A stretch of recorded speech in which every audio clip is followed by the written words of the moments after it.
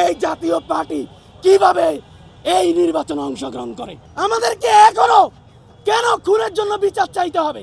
কেন শাহবাগ অবরোধ করতে হবে? দ্বিতীয় আরেকটা কথা,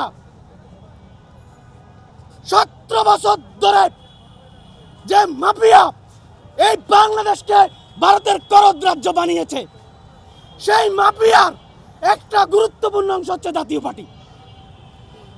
এই জাতীয় পার্টি কিভাবে এই নির্বাচনে অংশগ্রহণ করে? আপনারা দেখতে পেয়েছেন গত আগস্ট মাসে বাংলাদেশের তরুণদের অন্যতম গুরুত্বপূর্ণ আইকন বিপি নুরুল হক নূর, সে জাতীয় পার্টির বিপক্ষে বক্তব্য রেখেছিল। সে জনমত গঠন করেছে, মিছিল করেছে জাতীয় পার্টির বিপক্ষে। তারই ফলশ্রুতিতে সেনাবাহিনী সহ পুরো পেশিবাদী আমলা লীগ তাকে খুন করার জন্য হামলা করেছে। তারপর আমরা কি দেখেছি? আজ পর্যন্ত সেটার বিচার হয়েছে? একটা তদন্ত কমিটি করেছে, এখন পর্যন্ত রিপোর্ট পেয়েছেন? তার মানে কি মনে করেন আপনারা?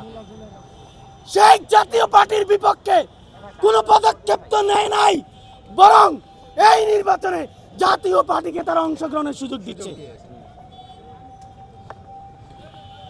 বলে